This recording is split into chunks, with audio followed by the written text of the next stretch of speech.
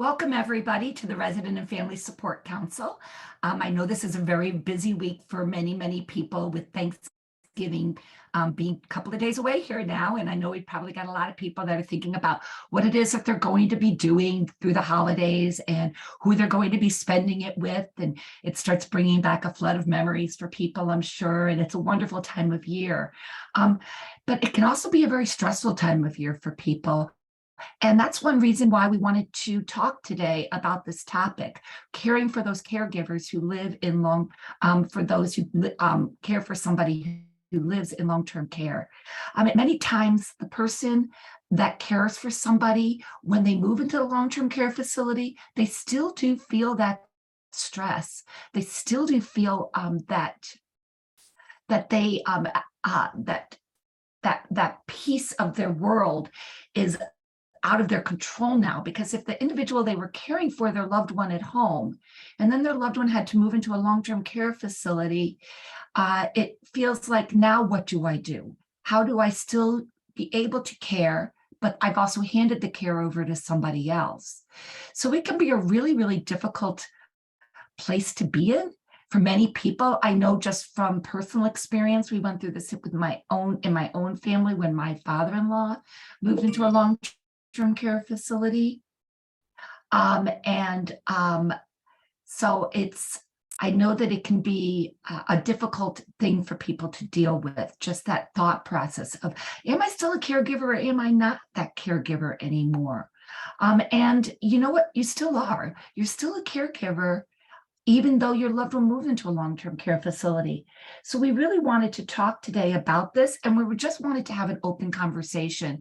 So there are a couple of people that are on the call that are in our work group, Jessica, Lawrence, Carrie, Stephen, they're all on the work group. And so they are going to be adding to this conversation. So I do want to make sure that that anybody else can also feel free to contribute to what it is that we're talking about. So Carrie, if I can put you on the spot, and you can just kind of share about your experience with your son when he transitioned from living with you at home and then moving into a long-term care facility, and how that was for you personally. Difficult. Mom's a control freak, and I'm very particular about my holidays and how we do them and how we celebrate. So for me, even though we were able to celebrate at the facility and do things with them, it was still really important to me to always bring him home every opportunity I had, no matter what it was. And that's not always easy to do, the physical logistics, the medical logistics, but it's really important for both you and your loved one to do as much that is normal as possible. If your family always eats Chinese food for Christmas Day, eat Chinese food no matter where you're at. And those traditions, and whether you're bringing them to the facility or home, do it. I'm obsessed with Christmas trees, so my son always has a Christmas tree in his room. That's great. And that can help. As a caregiver, I'm getting some that my internet connection is unstable, so I don't know. I've been experiencing difficulties all day long, so I'm hoping that everybody is not getting me jumping in and out. I know I just experienced Carrie going in and out, so I'm hoping that it's okay. If it isn't, please if you can't hear me anymore, please do jump in, because I just want to be on the safe side for anybody to jump in and start leading the conversation through this. So just as a sidebar, and not to discount anything that Carrie just shared.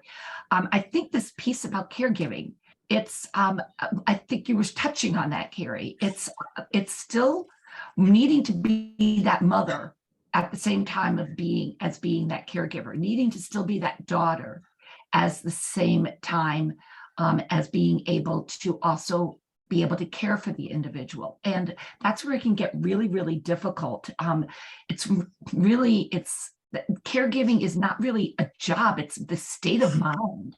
And just because your loved one moves into that long-term care facility doesn't mean that that feeling of wanting to still be that person who is overseeing that care doesn't go away. It continues to exist there. And I know it's been shared in the past, Carrie, that you have shared how important it is to be involved with that facility so that you do still feel that you are a part of this care team. And it's not just letting them do all the work and then you being this byproduct, this person that's just standing on the outside. You're still involved in the care of your son, which is really, really important.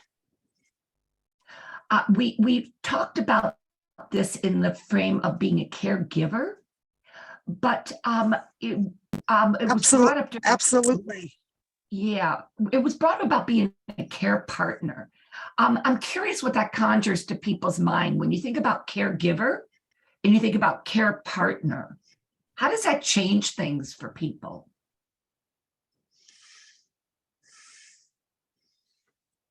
So it probably goes to how I explain to people that the family should always be part of the care team, which makes them a care partner.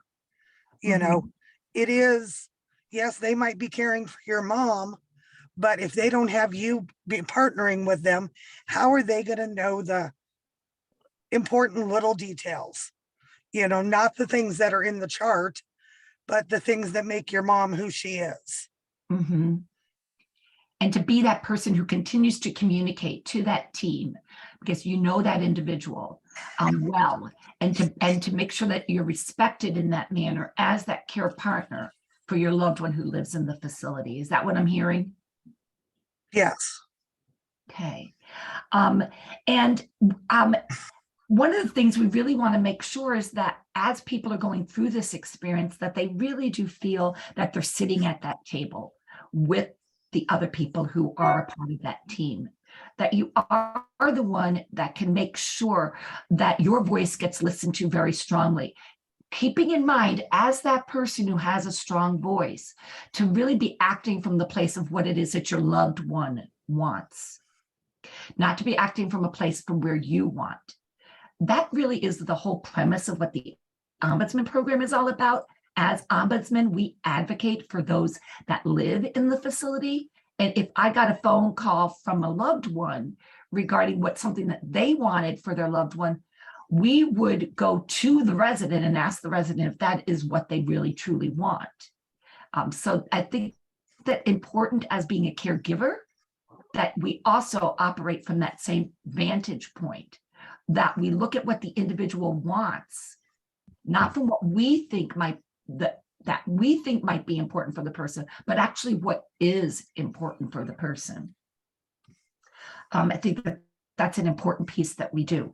We did invite a couple of people here today, and I do see Amy is here. Amy, I would really like to get your, if you could first, Amy, explain to us what it is that you do about your group. If you could explain that to us, that would be fantastic. And that might be helpful for some people that are on the call today. Sure. Thank you. Thank you, Lee. Thank you for inviting me, and nice to see all of you over Zoom. And actually it was helpful to hear for a few minutes some of the discussion, Lee. It's kind of taking me back. So my name is Amy Brennan. I have worked in and around state government and the state agencies here in Illinois for about 20 years. And about 7 years ago, I took a leave of absence from my job to be a caregiver for my mother. Although, just like, maybe many of you or so many people who, we know that the numbers are high, 1 in 5 Americans now, and I'm guessing it's way underreported, are family caregivers. And I never thought of myself as a family caregiver. My mother battled lung cancer for about 16 years. And the last 6 months that she was alive, she was in a long-term care facility up on the north suburbs, just north of Chicago, just near the Wisconsin border. And I took a leave. She had a lot of things going on, heart condition, lung cancer, and back in and out of the emergency room. And it was an honor to be a caregiver for her. But I just thought of myself as, well, of course I would help. I'm her daughter, and but I never knew all of the statistics of how how much of an impact it is, physical health, mental health, job, financial impact that it and on all the numbers that I heard a year or so after caregiving just blew me away and made me want to go back to work for the state so I could do more. So I went to work at the Department on Aging and their legislative office, and then the Department of Veterans Affairs. And during that time, I met some amazing folks that from around the state that work with the area agencies on aging that many of you may be familiar with. They provide and contract with providers to provide services for the aging network around the state. And about a year ago, there was an opportunity to come work full time with the nonprofit arm of the area agencies on aging to create the Illinois Family Caregiver Coalition. They got a grant from the Retirement Research Foundation, and we're blessed to have, we just started, so it's very new, but we created a Family Caregiver Coalition to provide a voice for family caregivers in Illinois. Many other states have something similar. And many other states, are doing amazing things. We have some amazing things going on here in Illinois too. So we created this coalition to get stakeholders to the table. And by stakeholders, what I mean is, of course, first primarily family caregivers, but also the folks who out in the field who interact and who assist family caregivers every day, so we can get input from the people who really know what's going on and what needs to be done in Illinois. There are a lot of good things going on in Illinois, and we want to also look. We think there might be some gaps in what's happening for family caregivers, resources, funding, programs, things that are maybe going on in other states. We want to learn from the other states and see what might help in Illinois and come up with some policy priorities and things that we can talk with state government, local government to move the ball forward to better assist family caregivers and do more with public awareness. So sorry, Leah, that went on maybe for a couple more minutes, but I wanted to give kind of the reason, kind of where I came from, which is after being in that place and wanting to reach back and help others who are in the trenches right now and those who come after me. That's my purpose for joining. And that's really the main goals of the coalition, which is to build a very broad-based statewide coalition to support family caregivers, look at best practices, come up with policy recommendations, and increase public awareness and outreach. Which that's amazing. I mean, it sounds like such a wonderful opportunity.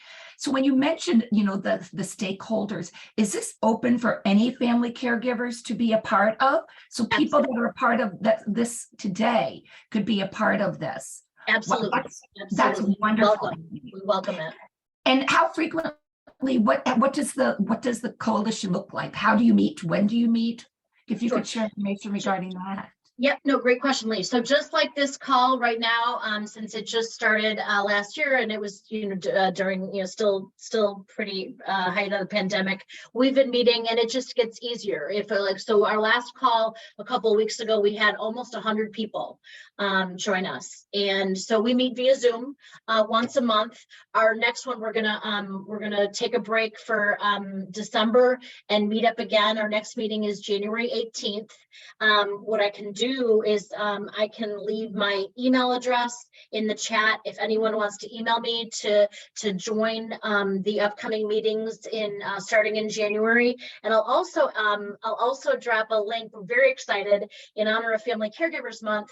November, we sent out letter to the editor all over the states, and it was just published yesterday in the Chicago Sun-Times. So that will also kind of give you an idea of what we're trying to do, but I'll leave both pieces in the chat for folks. That would be fantastic, because I could see some people really benefiting from something like this. So I have some other questions, and I don't know exactly if you're just the one that can answer, if there's anyone else that's on the call that could answer some of these other questions that I have. It was mentioned the Area Agency on Aging, and I'm not sure if everybody really knows exactly what the Area Agency on Aging does, and what opportunities exist within it, where they are. Is there just one in the state? Are there multiple in the state? I don't know if people really understand that piece to this, because we've never really talked about that. Is that something you could talk to, Amy? Oh, sure, surely. I just didn't know if I wanted to give opportunity if anyone else wanted to chime in. So yeah, no, they are an amazing network of basically, they are kind of the bridge between the Illinois, in some cases, the Illinois Department on Aging, and providing direct services out in the state. So basically the state, and I can also put that link in the chat if it's helpful. I have a feeling that it could be that many folks are familiar with your local Area Agency on Aging, because there are 13 around the state.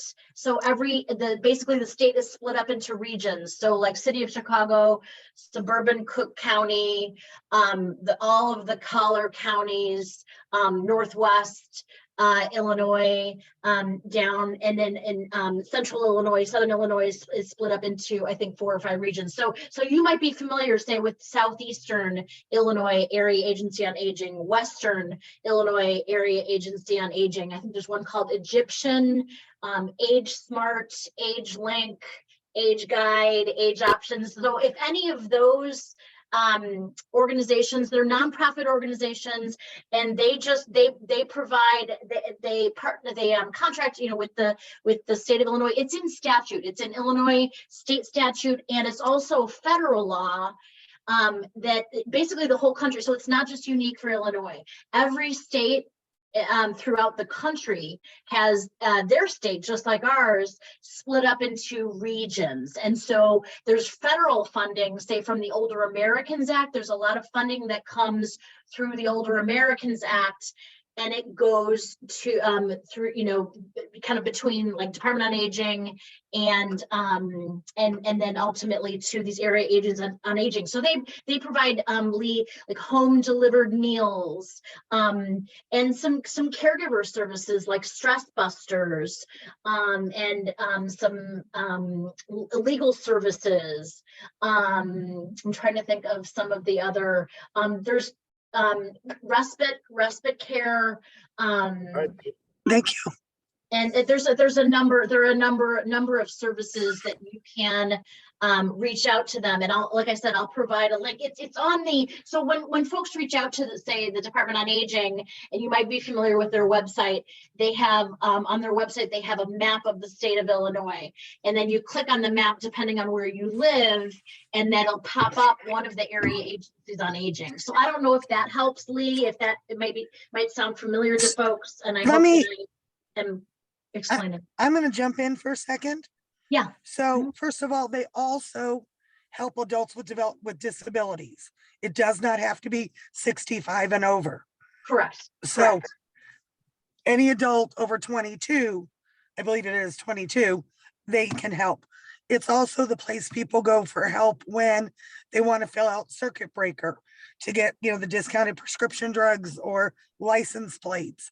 All of those things might help you know what the area aging is. They are the ones that implemented the technology for people in facilities or homebound during COVID when the federal government gave money for iPads and all that.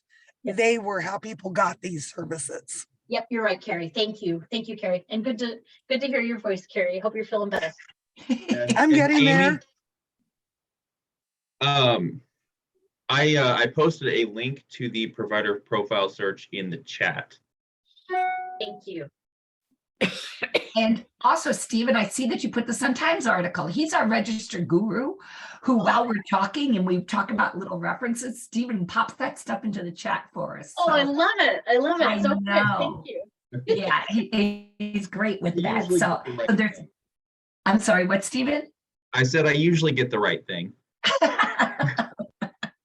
But it's really great because that way then it becomes very interactive then for people to be able to get right to that information that you're sharing. So this area agency on aging sounds like it's really something as a caregiver. It'd be an important resource for me, not only as a person for my loved one, but it sounds like there's also opportunities there that might help release some stress for me personally if I take advantage of some of the opportunities that exist through the area agency on aging.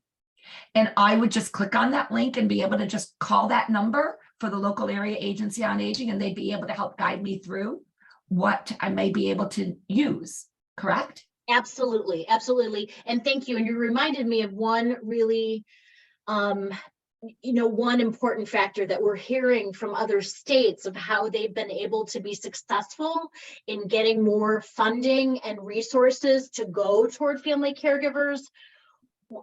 In a lot of these programs, there's, like as you reach out to them, there might be a 15 to 20 minutes kind of assessment, that I know, drives us crazy anytime we call anywhere, if you're, going to a new doctor or, reaching out. And sometimes you think, oh my gosh, this is another headache, another 15 to 20 minutes of, assessment questions. But I just want to give a heads up that as the state of Illinois, they're trying, doing like we're stepping up services, trying to step up services for caregivers. And therefore, of course, it helps your loved ones. If caregivers are support, we know that if caregivers are supported more, it only helps the loved one and it saves money. We want to build the argument and show, say, the legislators and folks that are making budget decisions down there, that this will save the state of Illinois funding. If you do more to support caregivers and you bring stress levels down, it only helps, everybody in the situation, including the state, with saving money. So there'll be like a 15-20 minute assessment kind of questions, but that's so important because that helps us as we gather, do more outreach to caregivers, to families. If we can show that the need is there, then we can get more funding. I think a lot of times caregivers, they're like the unsung heroes. They're you are the invisible heroes. And because you're so, most of the time you're so busy, but also there just hasn't been enough attention, especially here in Illinois. So we want to call attention to it and call attention to the need. So those assessment questions are really going to be helpful as we focus on gathering data, Lee. Good. And that's all really, and you're talking about the stress, and because I really think that that's the piece that caregivers experience. They experience this stress, and part of it, I know I've heard from people when their loved one goes into a long-term care facility, and they were the one who was providing that care, hands-on all the time previous to it. Now I've got to give that up, and I've got to trust a stranger to do this for my loved one. And with that can come some, I'm speaking from experience from my sister-in-law, my father-in-law, when he went into the long-term care facility, he had some skin issues. And so and she was caring for those wounds, the wounds that he had, the pressure ulcers. And so when she went into the nursing home, my sister-in-law's like, I'm coming in every day and I'm going to be changing that. And she's a policeman, Chicago policeman. They're like, no, sorry, you can't do that. You don't have the credentials to do that. We have nurses that do that. She's like, I was doing it. I want to continue to do it. And it was very difficult for her to relinquish it to a professional who's been trained in that path to do this. That was one of the biggest fighting points for her. And it got her to have a very negative outlook then overall. And they're telling me what to do. He's my father. How dare they tell me what to do? And not putting that trust, handing over this trust to an individual who may be able to relieve that from me so that I might be able to go back to that relationship of being a daughter to my father, as opposed to that having to give that care. I can shift from being the care partner. And that's something that I think can be difficult for people that they're experiencing. And I, as I said, I'm speaking from from a family point of view, what we went through with that. So let me add here. It is the hardest part of this by far. That is the hardest thing to do, is give control. When I moved Lynn in and I had to hand them his paper box, you know how big a paper box is, with a case of paper full of medications and what they needed to do, and the fear I had that they were going to kill my son because it was very complicated. And here I'm giving it to people that have never dealt with it. It is very traumatic for the family member. And usually what leads us to putting our loved one there is usually even more traumatic. And that is something that is never discussed or really dealt with, is that the caregiver burnout that we've already had before we placed our loved one in a facility. And 99% of us probably have already had the burnout before we've done it. I think what you said there, Carrie, you said a couple of really, really important things. That piece of what led them usually to have to go into that long-term care facility was a traumatic event. And that was a traumatic event as well, not only for the individual that experienced it directly, but also for that family caregiver, because they went through a lot of fear. And now you've got to hand it over to another person. That can be really difficult to do that. And so what can happen sometimes is then we get caught up into the negative. We can get caught into this place where I don't know if I can trust them. They didn't give my mother water when she wanted water. So how do I know that they're going to give her food when she needs food, or they're going to change her bandages when they change bandages? And how am I going to know this? And so it can create a relationship then between the caregivers in the facility and the person, the care partner as a loved one, and it can create some problems. And I think it's important to address that and to talk about that. Has anyone experienced anything along those lines? They wanted to bar me from the building. Are you kidding? Probably for at least the first year Lynn lived there, I would say they were truly, honestly, were scared of me, because I was so upset that I couldn't deal with it the right way. So I went on the attack all the time. We had an in-home caregiver that helped care for him for about 7 years, one person. And she was there one day visiting and was questioning what they were doing with his insulin, and they threw her out of the room. And I went off on them. I'm like, this person just took care of my son for 7 years. And if she asks you a question, she might know what she's talking about. So we all had to learn how to deal with each other. They had to learn how to deal with me, and I had to learn how to deal with them. And it is a huge process. And if during the intake, if people could learn to take a deep breath and really try to discuss with them all avenues, it's got to help, because let me tell you, that first year was awful. And it also, I've heard other people say sometimes I need to put aside what didn't go right and not obsess about that, so that I can look to see that they are doing things right. I can't think about the past all the time and that mistake that might have been made.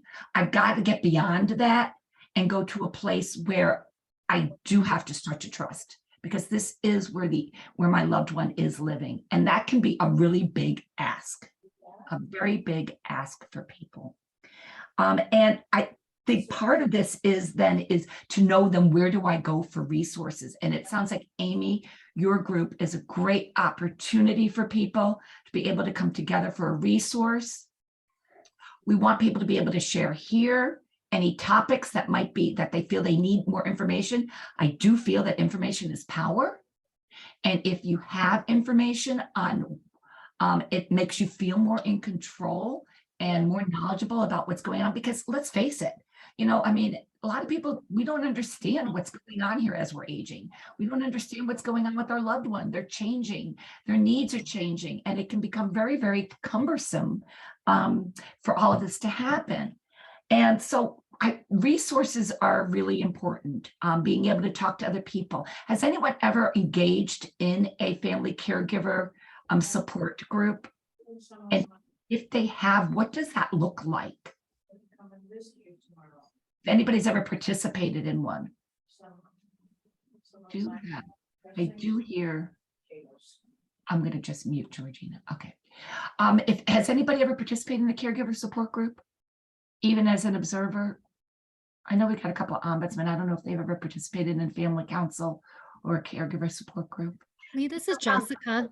I have in two different kind of venues. One is participating in a family council with a group of residents, or a group of family members of residents who were coming together to kind of work collectively as a group to address different issues that they were seeing with their loved ones, or maybe even just other residents that they were interacting while in the facility. But the other place that I think could be also a really strong resource, depending on the circumstances, is an Alzheimer's Association support group, which can also serve as a really just a great place, a place where individuals can interact with other maybe family members or loved ones of individuals who have that diagnosis of dementia, or specifically Alzheimer's sometimes, where they get it, right? Where they can say, this is what happened and it was totally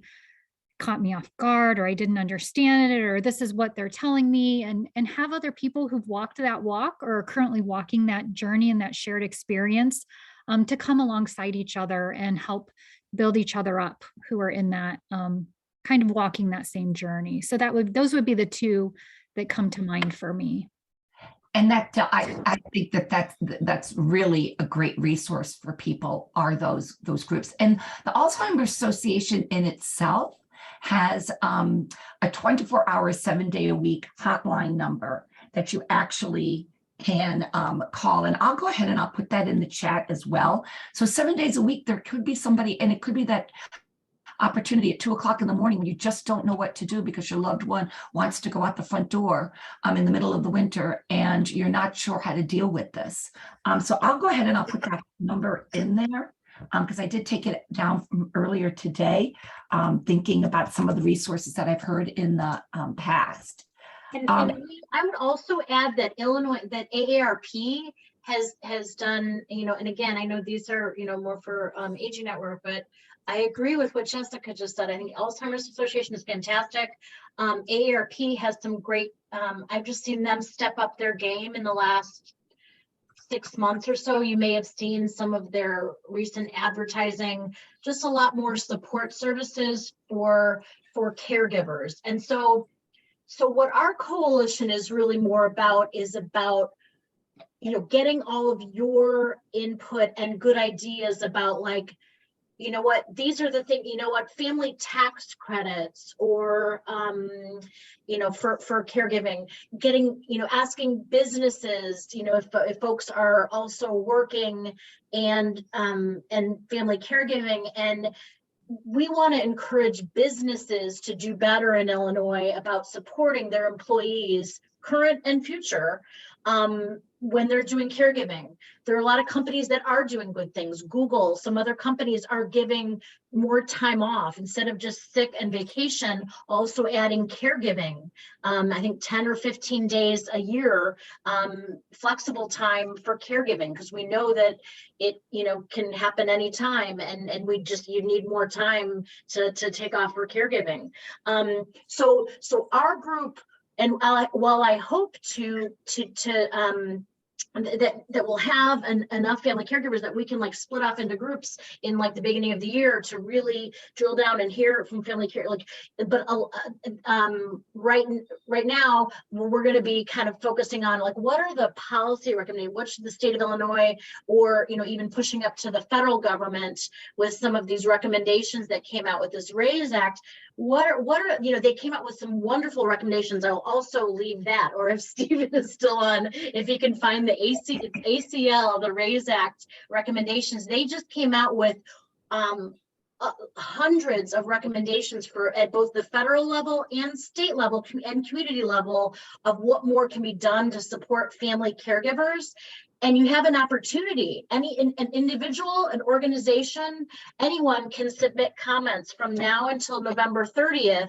There's an online portal that you can submit comments and say, hey, these are things that you left out, or, you know, if this recommendation, I don't think it's going to work, you know, because it might, you know, impact, you know, my loved one in the situation that he or she is in right now in a long-term care facility. So just some other ideas. But I think, Jessica, that was a fantastic idea about Alzheimer's Association. And just a quick plug on our January 18th call for the Family Caregiver Coalition, our special guests, we're going to have the Alzheimer's Association Illinois and the Department of Public Health. They're the team that focuses on Alzheimer's and dementia, and they're going to give updates of like some legislation that passed last year, some training updates, so additional programs and services, resources that they have at both Alzheimer's Association and Department of Public Health here in Illinois. And we're also bringing in New York State to talk about best practices that they're doing. In New York State, their New York Family Caregiver Coalition has done outreach to every single business in the state of New York to encourage them to do trainings to help and support their employees. And they kind of go through like role-playing scenarios of like how managers can be better at understanding and supporting family caregivers. Sorry, Lee, I didn't mean to take up time. No, Amy, I Hey, think it's all important information for us to share with people so that they can understand what things could look like as well, and how, as a caregiver, I need to also be an advocate for not Amy? just for myself, but for others. Go ahead, Carrie. Hey, Amy. Yeah. I'm going to give you something that there's a gap because I'm driving, and otherwise I'm going to forget to tell you. Okay. There is such a gap for family caregivers whose loved ones are in a facility. So there is no tax credit. There is no this, that, or the next thing that families like me can get because my son's in a facility. So why would I need that extra help the way that the guidelines are written right now? Huh. Does that make sense? Yep, that's a great suggestion and idea. And that's so, and I don't know, Carrie, are there any national current tax credits for caregivers at home? Okay. I don't know if there's any. So there are some for at home. There were at least last year. I don't know if there still are. Okay. But I can tell you, in any way I looked at it, we would not qualify. Because I even went and trust me when I tell you, you don't want to know the money I spend a year. You know, I mean, even just when we bought our house, for an example, we had to make close to $15,000 worth of modifications just to get my son in my house. And we couldn't take any of that because he didn't live at home. Had he Yeah. lived at home, I could have taken all of it. And that goes hand in hand with everything that we always say, especially lately as we've been talking about the holidays and bringing your loved one home, continuing to live life. Just because you live in a facility doesn't mean you have to stay there 24/7. You should be able to go out and visit people and still be a part of living. You don't, to engage with the community at large. And it does make sense. Why then isn't a caregiver who has, for example, Carrie, with her son living he lives someplace else, but they need it at the home. So when he comes for dinners, for family events, for just to come and hang out with the dogs for a couple of hours, that he has that opportunity to be able to do it fully. And there's no barriers in his way to stand in the way of that. So, and yeah, I think that's really important. Yeah, it's a great idea. Thank you, Carrie. Yeah. There's another resource too. Facebook is this place where people can find support groups. And there's a support group that I've been following for years now because I just love the pouring out of people's hearts.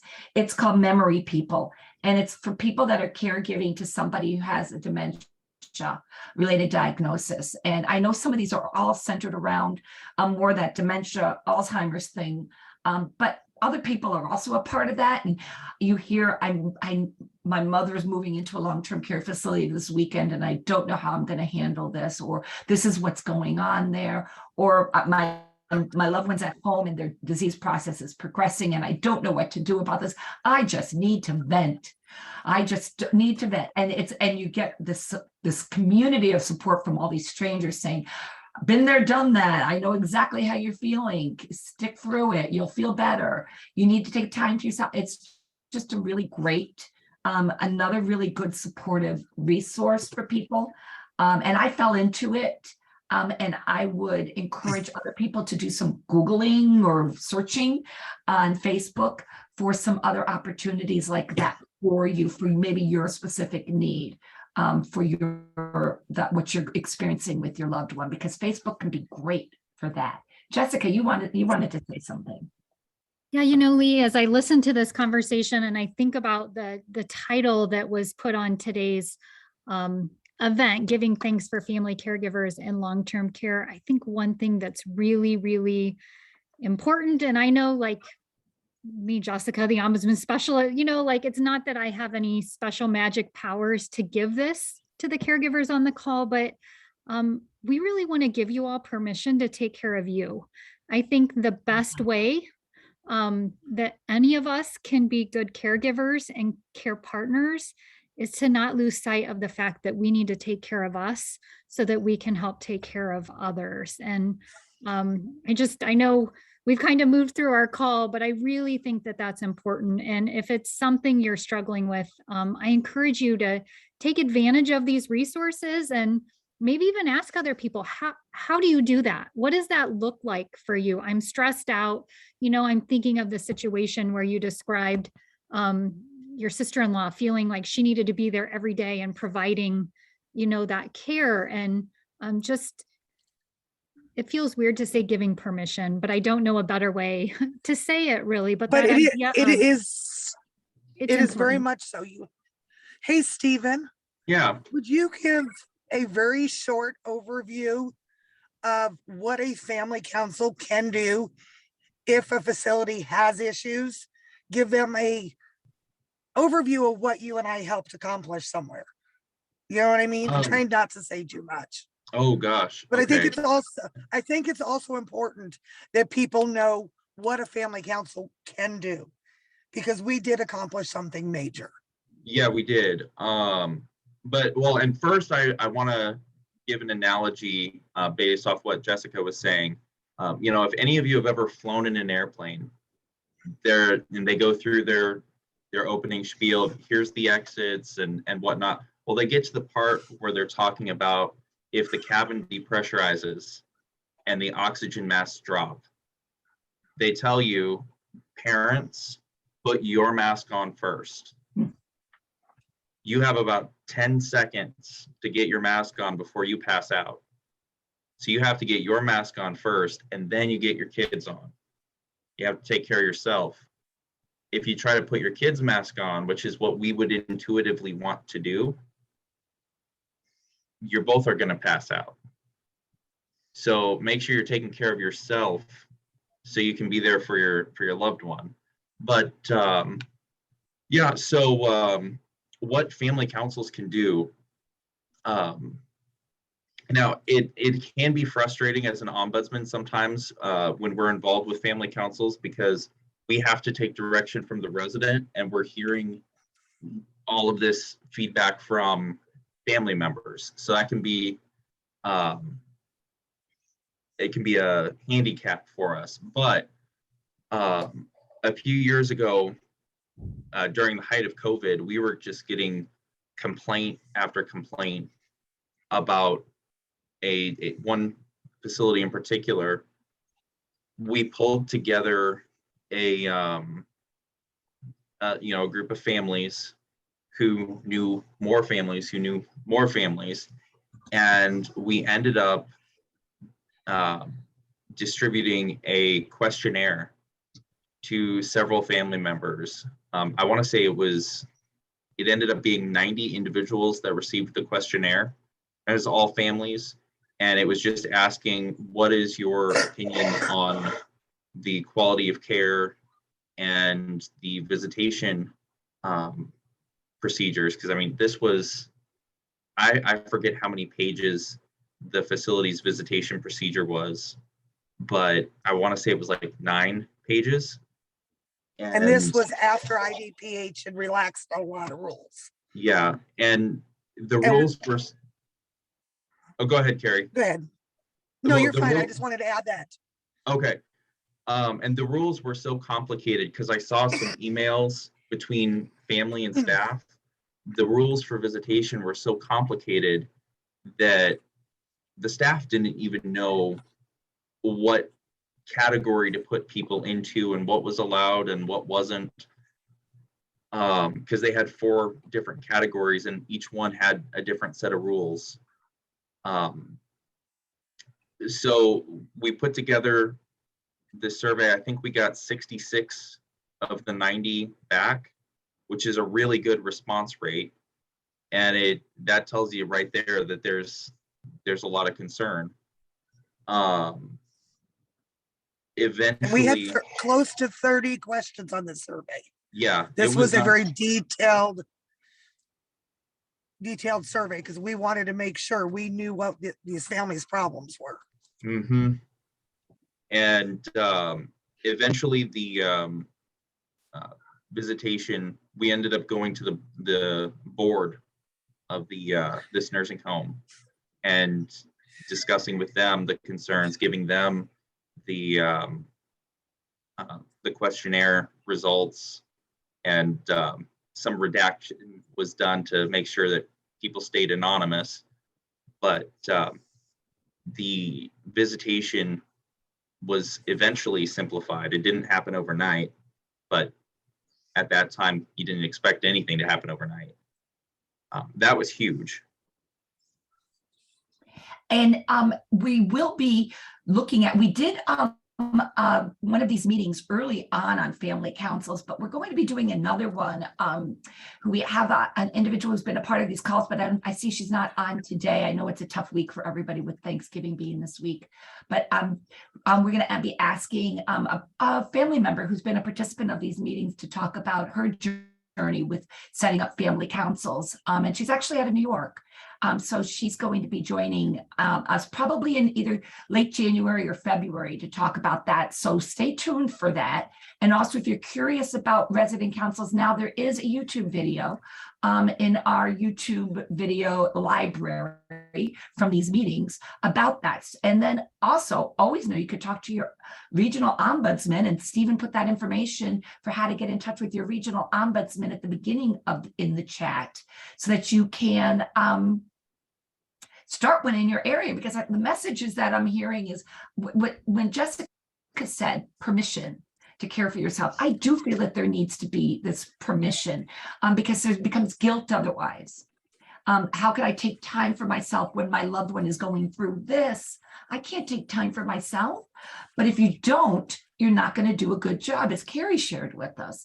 And so these are ways, a family council is a way to connect. And I think the piece that you get out of a family council, being involved, is also connecting to other people, speaking up and contributing so that things can get better in the place that your loved one lives. There are, Jessica, I don't know if you're still, if I know you took yourself off video, but would you have any suggestions on anything that could be done to help take care of ourselves? Some other ideas? You know, one really basic one, Lee, that comes to mind is the idea of a gratitude journal. And I know that some people actually literally have a journal or a notebook that they keep. I actually have a woman who works at my kids' school who has been doing, the primary reason she uses Facebook is it's where she puts her daily gratitude, and she's on her 10th year of every day she posts something that she's thankful for. And I was listening to a podcast talking about gratitude the other day, and one of the people speaking said they had recently talked to someone who said their practices before they go to bed every night is to try and list 3 things they're thankful for. And in doing that, this individual was saying it actually helped them sleep better. And so it's that idea of, you mentioned earlier, sometimes we get focused on the things that are going wrong, and it's hard to see those positive things, but a really simple thing that every one of us can do, whether we're a caregiver, whether we're a resident living in a long-term care facility, whether we're someone, interacting with the aging network on a professional level, wherever we are, one of the really easy ways to help take care of us is by simply trying to focus on things that we can be thankful for. And I know it's Thanksgiving and it's cheesy and it's what you hear everywhere, but my daughter had to give a speech this morning. She's in high school on gratitude and thankfulness. And one of the things that she had researched was talking about your body releasing serotonin and dopamine as a natural response when you show gratitude, and also for the person who's receiving that gratitude. And I just thought, oh my goodness, what a great way to help yourself feel better. Not just, I'm not one that's all like positive thinking kind of, actually I'm a glass half full kind of girl, if I'm obvious, but the reality of just taking that time to set aside and what went well today, or what are 3, maybe nothing went well today, but I was able to look out the window and see the sunshine, or something simple. I felt the cold, brisk air this morning when I opened the front door to get the newspaper, something like that. Maybe it's someone that just simply smiled at you that day, and just trying to find those things to be grateful for is really a very basic one of the how to take care of me. My other one that I will say that I'm not very good at is, and it's silly, but trying to be active. And I heard recently, like just 7 minutes a day, and try that 7 minutes a day, and then see if you can turn that 7 minutes a day into 15 minutes a day. And maybe that's chair exercises. Maybe it's actually taking a walk. It could be different things, but trying to find a little snippet of time where you're focused on moving your body and helping to clear your mind. Oh, thank you. Those are really great ideas. Stephen, I see you have your hand raised. What? You're still muted. There we go. So I'm kind of taking the opposite route from a gratitude journal. A lot of people have their list of things that have gone wrong in the facility. And I'll talk to family members and they'll tell me that they've got lists, several pages of things that have gone wrong. And I'll ask them, well, when did that happen? Oh, it was a few months ago. Did you talk to the administrator? Yes. Has it happened again? No. So, when you've got your list, make a column on it. When did you talk to a person about it? Who did you talk to about it? And when you've done that, if there's no follow-up needed to it, then you can let it go, you know. And by putting the when you addressed it and who you addressed it with down, that can also help you with talking to public health, talk to the ombudsman about it, because you're going to have multiple, if you have multiple instances down. But some of You these, also have to remember to tell them the positive, folks. yes, With all that gratitude, I talked about how bad it was the first year Lynn lived there. There's nobody on this call who hasn't heard me say my son lives in one of the best facilities in the state. I am beyond grateful for where my son lives. So you also have to bring that into this conversation. And it's not always easy, even if 95% of everything is bad. Oh my God, the person from housekeeping came in and gave my mom a hug and brought her a flower and she smiled. Those little bitty things that somebody went that extra mile, telling somebody else in the facility about that, it has a positive effect. It also has a ripple down effect. So, and I'll be the first one that I'm easy to go to the negative. Stephen will tell you, when I get mad and upset, forget it. There's just no really dealing with me some days. But you have to find the positive, because that's the only way this will work. Good advice, Carrie. That's Yeah. very good advice. Jessica, you wanted to share? Yes, Stephen, on that line, there is a podcast done by someone at our kids' school, and she was talking about they do crappy happies at their dinner table, where they talk about what didn't go well that day and then talk about what did go well that day. And sometimes, that's kind of both sides of what I was saying and what you were saying, is sometimes like acknowledging what was kind of crummy and then acknowledging the good also. But it made me laugh, the term that they use around their dinner table. I love that, crappy happy. That is good. And I know there's another thing that we can do. And Candace, I'm going to open up to you right now, because I think this is a great way to end this conversation right now, is to really another technique that we might be able to do that can help us feel more centered and take care of ourselves a little bit. Candace, are you available? I'm available. Can you hear me? Yes, we can. Okay. I wanted to also bounce off of what Stephen and Jessica and Carrie were saying just now about gratitude. I always say gratitude is additive. So is negativity. We see what we look for. So when I keep a gratitude journal, it primes my mind to put things on my gratitude journal, which makes me see more things to be grateful for, because I have that accountability and I have to answer for myself, right? So, oh, there I go. Look at that thing that I might not have noticed, but that's going on my list. And then there's, something off that I've already got on my list. So it's really additive, and it really does change our thinking. Yes. I want to talk about, I want us to experience something that we do all the time, but I want to do it meaningfully, and it's breathing. When people say, just take a deep breath, it makes me want to smack them, but they are correct. If we take a deep breath, and it's that simple, breathing is free, it's portable, and it really, really works. So studies have shown that if we exhale for longer than we inhale, then we trigger our parasympathetic nervous system, moving our bodies from fight or flight into pause and plan. And it's as simple as extending your exhale. So something we could do anytime we need to is take 5 deep breaths. And the 5 deep breaths we would take would be patterned in a 4-4-6 pattern, which means we're going to breathe in for 4, we're going to pause for 4, and we're going to exhale for 6.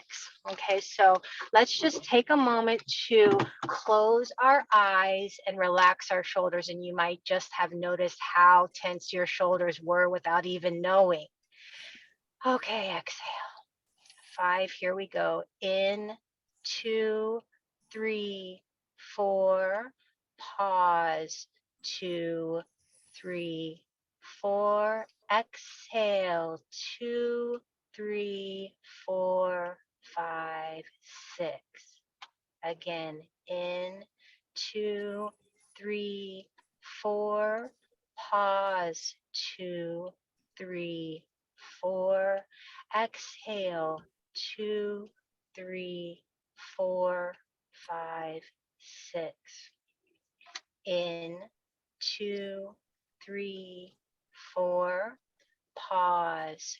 2, 3, 4. Exhale. 2, 3, 4, 5, 6. In. 2, 3, 4. Pause. 2, 3, 4. Exhale. 2, 3, 4, 5, 6. Last one. In. 2, 3, 4. Pause. 2, 3, 4. Exhale. 2, 3, 4, 5, 6. And now let your breath return to its natural state. Still taking time here to keep your eyes closed if you can. And just notice that your breath has probably naturally slowed down as a result of that regulated breath work, that your shoulders might still be relaxed. You might have noticed that it was hard to exhale to a count of 6. So when you do this again, imagine that it's a balloon that's releasing slowly of its air, pulling that belly button all the way back to your spine at the end of each exhale. And when you inhale, try to breathe deeply into your belly rather than your chest. So just real quick to see if you're doing that, put one hand on your breastbone, one hand on your belly. And see if you can get your belly to move when you breathe in and out more than your chest. When we chest breathe, it's like being surprised 10,000 times a day. It's like you got scared by a spider, right? But if you belly breathe, it puts that speed bump in. Just take a few more breaths and do a brief body scan. Where else can you relax? Is your jaw tense? Where do you carry your tension? Your hands, your face, your scalp? Wherever you found that you were holding your tension, that's probably where you should start in future breathwork exercises. Start there, relax that part first, and let that be the key to unhooking from that stress. Oh, Candace, that was really helpful for me. Good. That was because I'm a person who's very go, go, go. That was really, really helpful for me. I could feel it for me. And I hope other people can feel it as well. That guidance that you gave us was really right on key. So thank you for that. Thank you for allowing that. Yes, I think again, it was really important. And I could definitely feel there's a couple of places in my body where I'm holding my stress. And that could account for why I get pains in there when I'm very stressed. So with that, I'm just going to stop recording, but I will go ahead and stay on. And I want to thank everybody for being a part of this call today. I hope you were able to get just a little nugget here or there to be able to help take care of yourself. And I know personally, I'm going to be taking that breathing and doing it myself. Since we talked about this at a work group meeting, Candace, you've actually inspired me to start trying to do more of that at nighttime when I struggle falling asleep because I've got so much going on in my mind. So thank you for that. So I'm going to stop recording. Lee, when is